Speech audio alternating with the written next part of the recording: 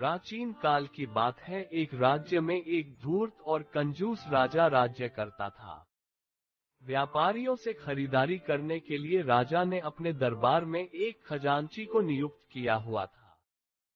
खजांची का मुख्य कार्य था राजा के लिए हर तरह की मूल्यवान वस्तुओं की खरीदारी करना, जैसे हाथी, घोड़े, बहुमूल्य रत्न इत्यादि।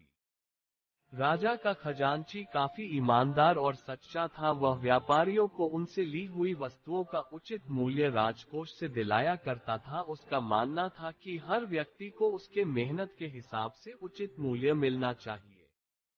उसकी यह आदत राजा को बहुत खटकती थी। राजा चाहता था कि उसे कोई ऐसा खजांची मिल जाए जो उसकी तरह सोचे और हर वस्तु कम कीमत पर खरीद ले, जिससे कि उसका शाही खजाना मालामाल रहे। एक दिन राजा अपने राज्य में घूमने निकला और उसे अपने राज्य में एक बहुत ही बेवकूफ और कंजूस आदमी दिखा।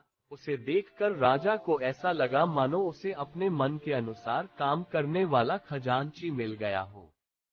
राजा सोचने लगा कि यह आदमी तो काफी कंजूस और बेईमान है। अगर मैं पुराने खजांची की जगह इसको काम पर रख लूं तो यह मेरा काफी मुनाफा करवाएगा। ऐसा विचार कर राजा ने उस आदमी को अपने पास बुलवाया और उससे पूछा कि क्या तुम मेरे दरबार में काम करना चाहोगे? तुम्हें जरूरत की हर चीज दी जाएगी और तुम्हारे रहने खाने का उचित प्रबंध किया जाएगा। इतना ही नहीं, इन सुविधाओं के साथ साथ तुम्हें अच्छी तनख्वाह भी दी जाएगी। ऐसा अवसर पाकर उस व्यक्ति की आंखें चमक उठी और उसने तुरंत ही राजा के दरबार में काम करने के लिए हामी भर दी।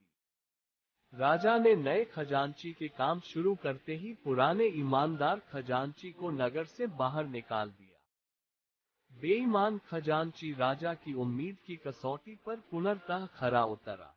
उसे किसी भी सामान का मूल्य नहीं पता था और जब भी कोई व्यापारी दरबार में कोई सामान बेचने आता तो उस व्यापारी से खजांची औने पौने दाम पर सामान खरीद लेता। राजा के डर से कोई भी व्यापारी इस बात की शिकायत नहीं करता और राजा भी अपना मुनाफा देखकर काफी प्रसन्न रहता था। कुछ समय तक ऐसा ही चलता रहा।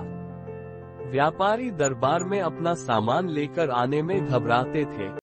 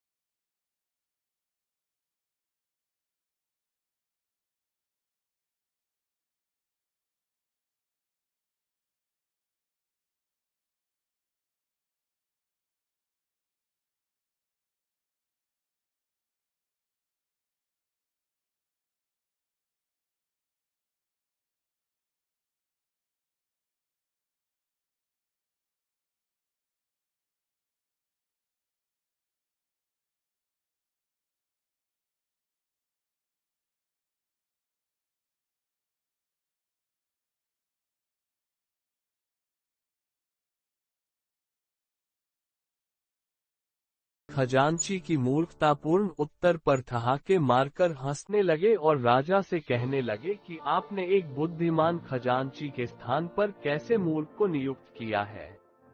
दरबारियों के ऐसे सवाल सुनकर राजा को अपनी गलती का एहसास हुआ और उसने तुरंत ही मूर्ख खजांची को दरबार से और नौकरी से निकाल दिया।